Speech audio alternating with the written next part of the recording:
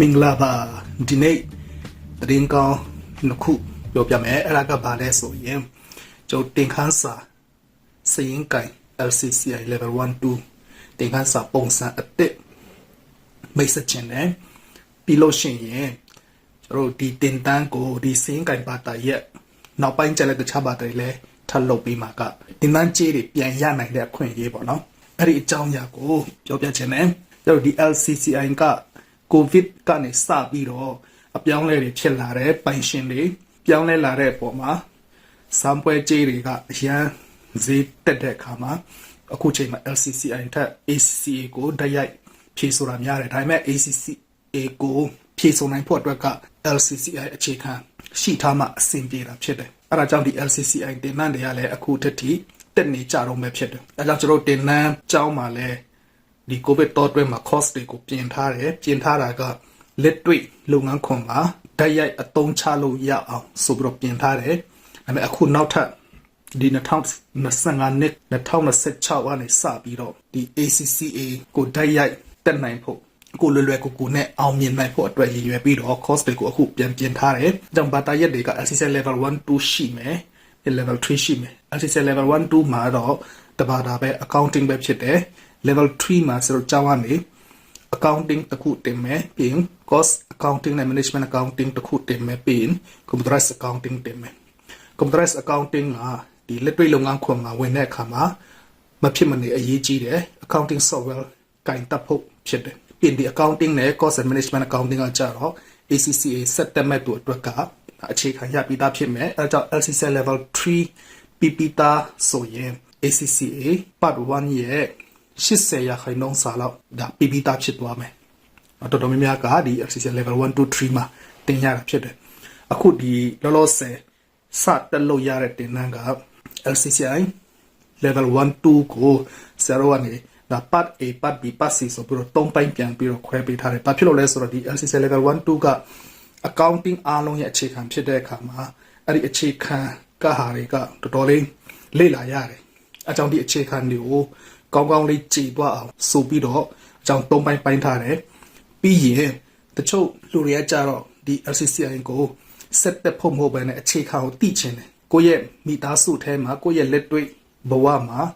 ကိုယ့်ရဲ့လုပ်ငန်းလေးထဲမှာအမှန်ကိုပါဝင်တဲ့ဖွဲ့စည်းမှာဒီစရင်ပညာကိုအသုံးချခြင်းတဲ့အတွက်ကြောင့်ဒီအခြေခံလောက်လေးပဲသိချင်တဲ့သူတွေအတွက်လည်းအဆင်ပြေအောင်ဆိုပြီးတော့ဇာခု LCCI level 1 2ကို part A ကကျွန်တော် online telegram ကနေတက်လို့ရမယ် online telegram ဆိုပေမဲ့လုံးဝထိထိရောက်ဖြစ်အောင်တေချာပြင်ဆင်ထားတဲ့အရင်ကပုံစံနဲ့မတူဘဲနဲ့ပုံစံတက်လွယ်လွယ်ကူကူနဲ့လေ့လာရအောင်ဆိုပြီးတော့တေချာချာပြင်ဆင်ထားတာဖြစ်တယ်ခဏနေကြလဲကျွန်တော်ဘယ်လိုလေ့လာရတယ်ဆိုတာကိုတေချာလေးပြမှာဖြစ်တယ်အဲ့တော့ဒီ part 1ထဲမှာစရင်စရာရေးဆွဲတဲ့အရာတွေ cash book အသုံးပြုရတဲ့အရာတွေ petty cash book တွေပြီးရင်စရင်စရာရေးဆွဲတဲ့အခါမှာ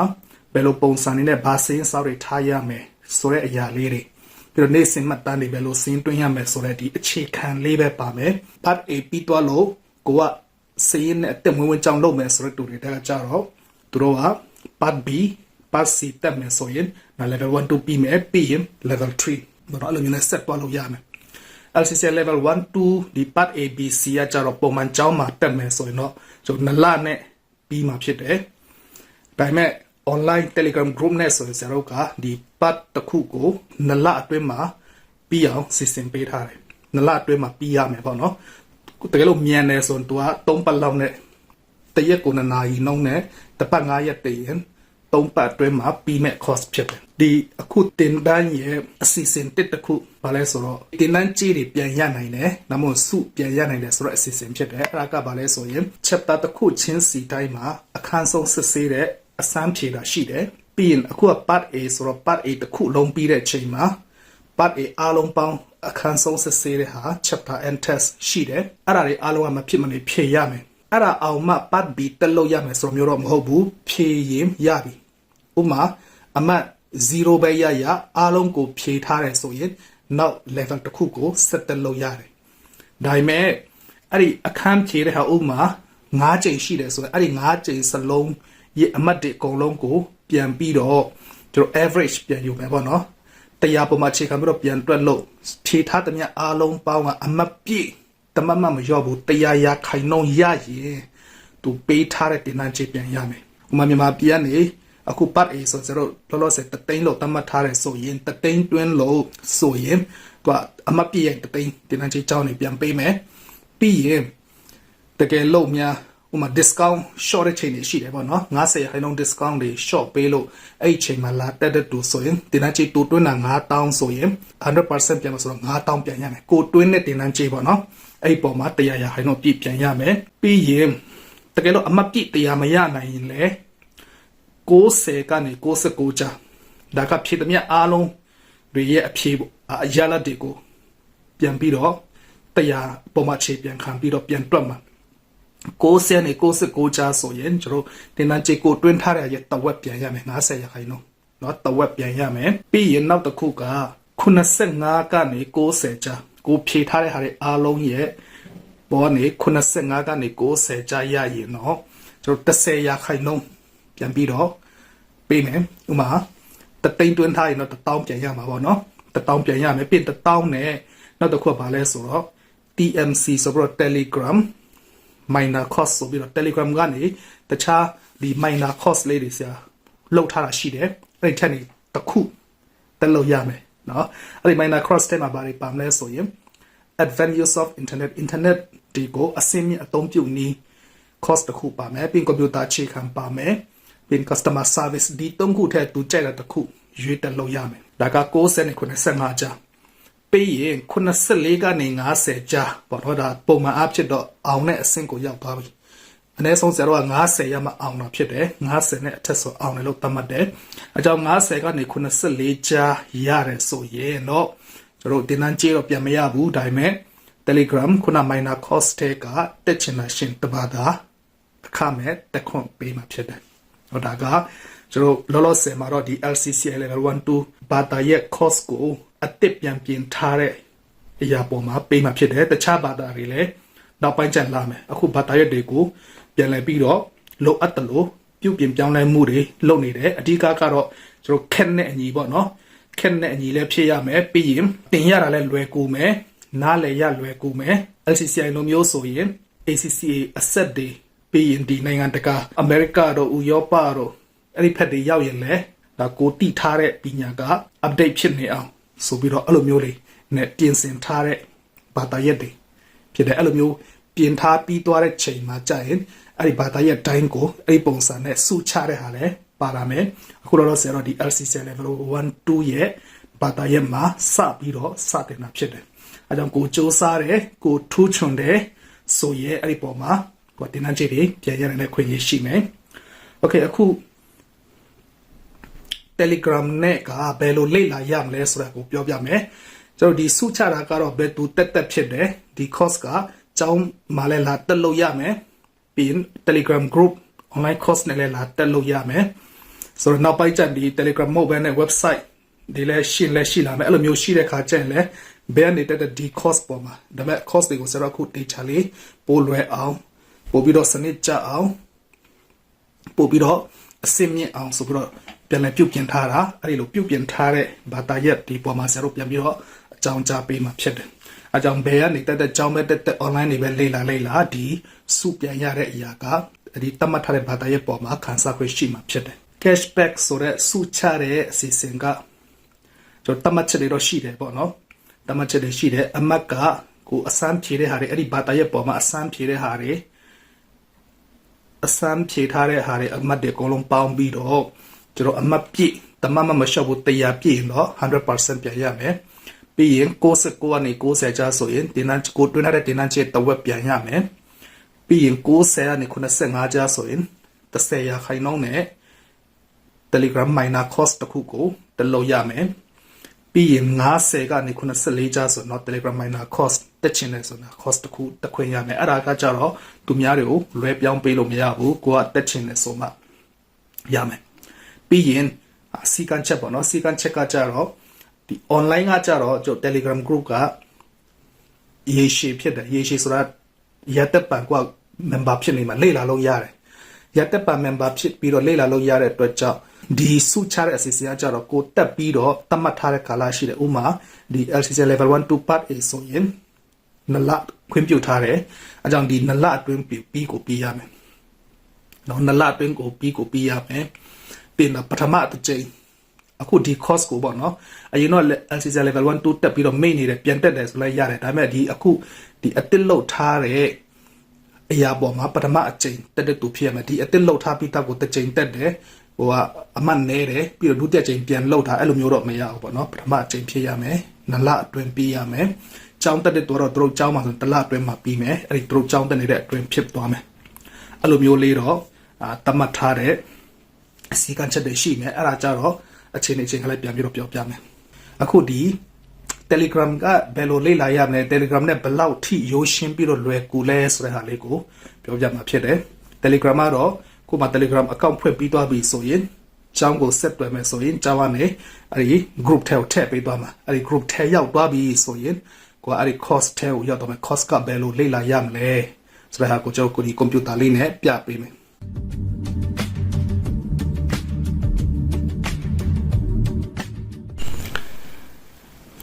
ကျောင်းကနေ Telegram group ထဲကိုထည့်ပေးပြီးသွားပြီဆိုရင်ကိုရဲ့ Telegram group ထဲကြည့်လိုက်ရင်ဒီဟာလေးပေါ်နေမယ် part A LCCI 1 2ဆိုတဲ့ဟာလေးဒီဟာလေးကိုကျွန်တော်ဒီစာရှိတဲ့နေရာကိုမနေရဘူးဒီပုံလေးကိုပုံနေရာလေးကိုတစ်ချက်နေဒါဆိုဒီမှာ menu လေးတွေကြာလာမယ်ဒီမှာ introduction ဆိုတဲ့ဟာလေးရှိမယ် introduction ကိုတစ်ချက်နေလိုက်ရင်အပေါ်ဆုံးကနေစမယ်ဒီမှာ welcome ဆိုတော့အမှစာရေးထားတယ်ဒီတင်ခန်းစာနဲ့ပတ်သက်ပြီးတော့တည်ရမယ့်အရာတွေပေးထားတယ်ပြီးလို့ရှိရင်ဒါဗီဒီယိုလေးတစ်ချက်နေလိုက်ရင်ဒါမင်္ဂလာပါပြီးရင်ဒီမှာနောက်ထပ်ဗီဒီယိုရှင်းလင်းချက်တွေပါမယ်ပြီးရင်ဒီပုံနှိပ်စာအုပ်တွေလည်းဒီမှာပေးထားတယ်နော်ပုံနှိပ်စာအုပ်တွေကနေတခါတည်း download ယူမယ်ပြီးရင်မိတ်တို့ဆိုင်မှာတွားပြီးတော့ print ထုတ်မယ်ကိုအိမ်မှာ printer ရှင်း print ထုတ်မယ်ပြီးဒီမှာ introduction နဲ့ပတ်သက်ပြီးမိတ်ဆက်တာလေးတွေပါမယ်ဒါဆိုတော့တခန်းပြီးပြီဖမ်းပြီးတဲ့ချိန်မှာကိုယ့်ဘက်ကနေပြင်ဆင်ထားတဲ့ဒီတင်ခန်းစာတွေကဘယ်လိုအနေထားရှိလဲနားလည်ဖို့လွယ်လားဘယ်လိုလဲဆိုတာကိုဒီမှာတခုကိုကအဖြေပေးရမှာဖြစ်တယ်ဟောဒီပုံစံလိုမျိုးပြီးရင်ကျွန်တော်အပေါ်နေဒီ back လေးတစ်ချက်နေဒါဆိုဒီမှာတင်ခန်းစာတွေဒီဟာတွေကတင်ခန်းစာတွေကသူကအစင်လိုက်ထားလို့မရအဲ့ဒါကြောင့် introduction ပြီးရင် chapter 1ကိုသွားမယ် CH1 ပြီး CH2 CH2A CH2B CH2C တချို့ chapter ကစာကအရမ်းများတဲ့အခါမှာဆရာတို့တခုထဲမှာထားရင်เนาะအရှိဆွဲနေရမှာအဲဒါကြောင့်ပြန်ပြီးတော့ပိုင်ထားတာ CH2A စမယ်ပြီး B ဖြစ်မယ်ပြီး C ပြီး chapter 3 chapter 4 chapter 5 chapter 6 chapter 7ပြီးနောက်ဆုံးဟာ final test နောက်ဆုံး sum ပဲဖြစ်မယ်